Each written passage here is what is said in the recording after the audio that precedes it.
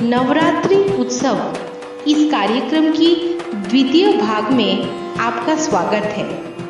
इस भाग में हम माँ के 3 रूपों के बारे में जानने जा रहे हैं, जो कि है कुष्मांडा, स्कंद माता और कात्यायनी।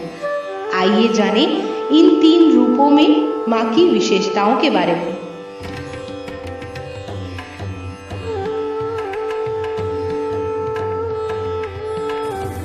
देवी कुष्मांडा।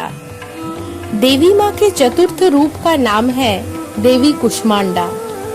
कुष्मांडा का संस्कृत में अर्थ होता है लौकी व कद्दू।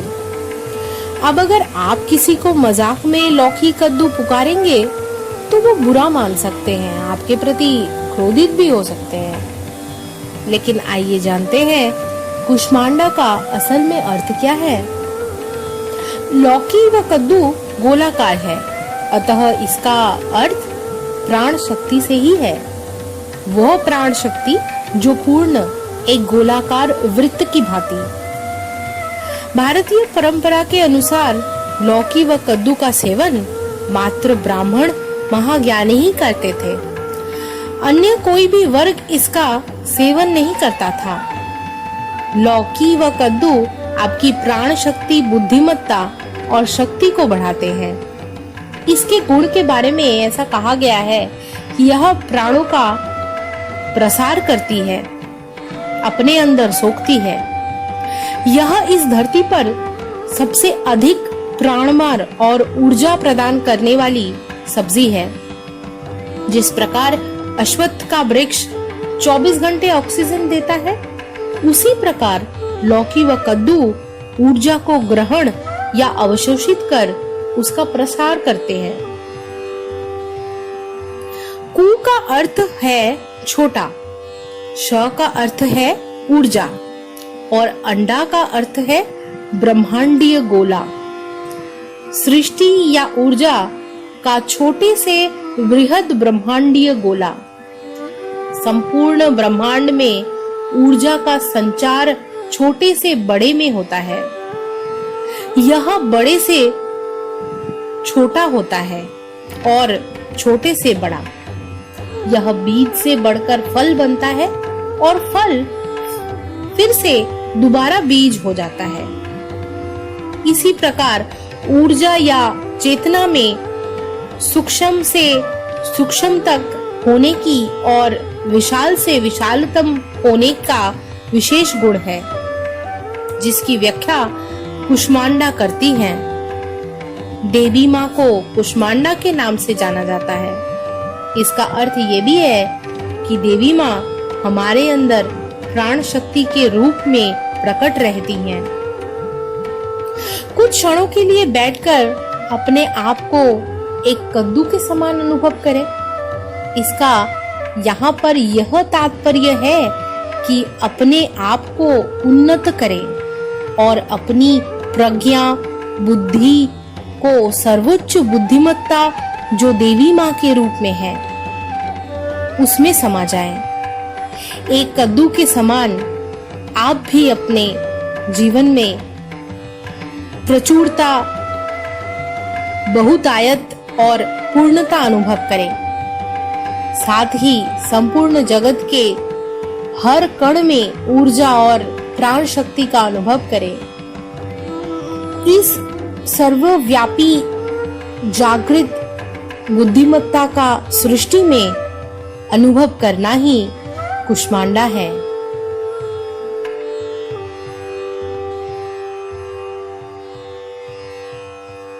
स्कंद माता। बुद्धिमत्ता, ज्ञान की देवी माँ स्कंद माता।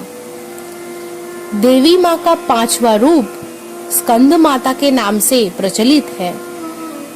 भगवान कार्तिकेय का एक नाम स्कंद भी है, जो ज्ञान शक्ति और कर्म शक्ति का एक साथ सूचक है। स्कंद इन्हीं दोनों के मिश्रण का परिणाम है। स्कंद माता वो दैवीय शक्ति है जो व्यावहारिक ज्ञान को सामने लाती है, वो जो ज्ञान को कर्म में बदलती है।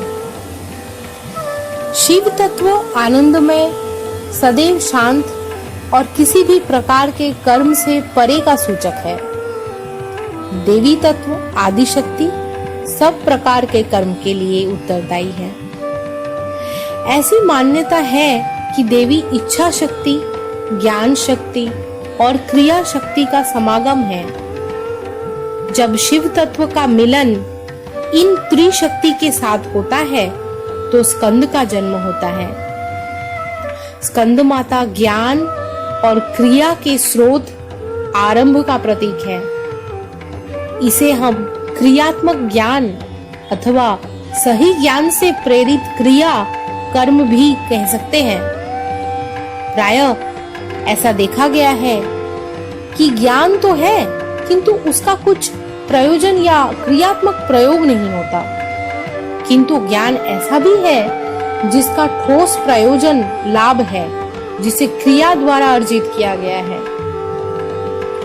आप स्कूल कॉलेज में भौतिकी, रसायन शास्त्र पढ़ते हैं, जिसका प्रायः आप दैनिक जीवन में कुछ अधिक प्रयोग करते, और दूसरी ओर चिकित्सा पद्धति, औषधि शास्त्र का ज्ञान दिन प्रतिदिन में अधिक उपयोग में आता है। जब आप टेलीविजन ठीक करना सीख जाते हैं तो अगर आप कभी वो खराब हो जाए तो उस ज्ञान का प्रयोग करके उसको ठीक कर सकते हैं। इस प्रकार का ज्ञान अधिक व्यावहारिक ज्ञान है। अतः स्कंद सही व्यावहारिक ज्ञान और क्रिया के एक साथ होने का प्रतीक है। स्कंद तत्व मात्र देवी का एक और रूप है। हम अक्सर कहते हैं कि ब्रह्म सर्वत्र सर्वव्यापी है, किंतु जब आपके सामने अगर कोई चुनौती या मुश्किल स्थिति आती है तब आप क्या करते हैं? तब आप किस प्रकार कौन सा ज्ञान लागू करेंगे या प्रयोग में लगाएंगे? समस्या या मुश्किल स्थिति में आपको क्रियात्मक होना पड़ेगा। अतः जब आपका कर्म सही व्यावहारिक ज्ञान से लिप्त होता है तब स्कंद तत्व का उदय होता है, और देवी दुर्गा स्कंद तत्व की माता है। देवी कात्यायनी हमारे सामने जो कुछ भी घटित होता है, जिसे हम प्रपंच का नाम देते हैं, जरूरी नहीं कि वह सब हमें दिखाई दे। वह जो अदृश्य है, जिसे हमारी इंद्रियां अनुभव नहीं कर सकती, वह हमारी कल्पना से बहुत परे और विशाल है। सूक्ष्म जगत जो अदृश्य अव्यक्त है, उसकी सत्ता माँ कात्यायनी चलाती है। वह अपने इस रूप में उन सब की सूचक है जो अदृश्य या समझ के परे हैं। माँ कात्यायनी दिव्यता के अति गुप्त रहस्यों की प्रतीक है। क्रोध किस प्रकार से सकारात्मक बल का प्रतीक है और कब वह नकारात्मक आसुरी शक्ति का प्रतीक बन जाता है, इन दोनों में तो बहुत गहरा भेद है। आप सिर्फ ऐसा मत सोचिए कि क्रोध मात्र एक नकारात्मक गुण का शक्ति है। क्रोध का अपना महत्व, एक अपना स्थान है। सकारात्मक के साथ किया हुआ क्रोध बुद्धिमत्ता से जुड़ा जाता है, और वहीं नकारात्मक से लिप्त क्रोध भावनाओं और स्वार्थ से भरा होता है। सकारात्मक क्रोध एक प्रौढ़ बुद्धि से उत्पन्न होता है। क्रोध अगर अज्ञान, अन्याय के प्रति है तो वह उचित है। अधिकतर जो कोई भी क्रोधित होता है वह सोचता है कि उसका क्रोध किसी अन्याय के प्रति है, अतः वो उचित है।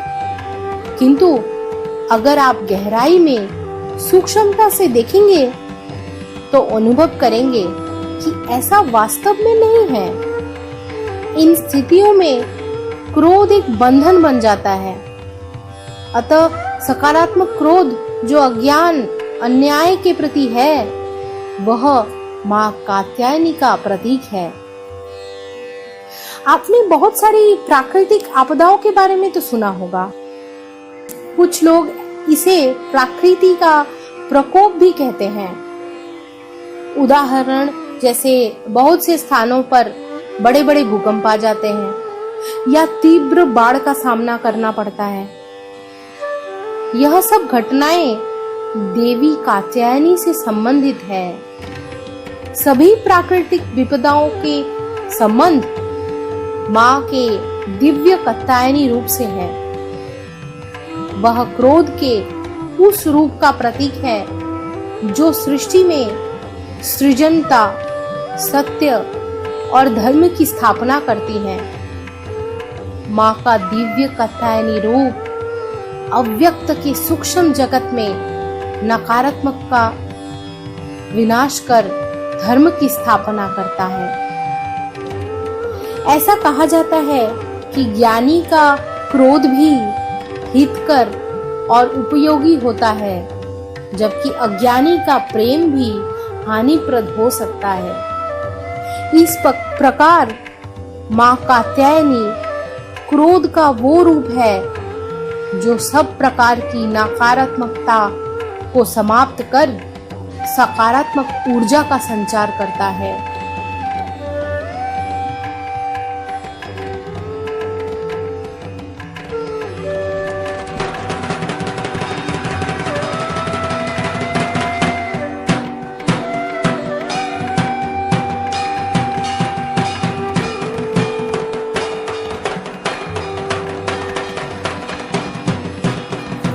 हमारे नवरात्रि उत्सव इस कार्यक्रम का द्वितीय भाग यहीं पे समाप्त होता है। माँ के अगले 3 रूप तथा शेष 3 रूपों के बारे में जानने के लिए, उनकी विशेषताओं के बारे में जानने के लिए हमारा तृतीय भाग व अंतिम भाग जरूर सुनें।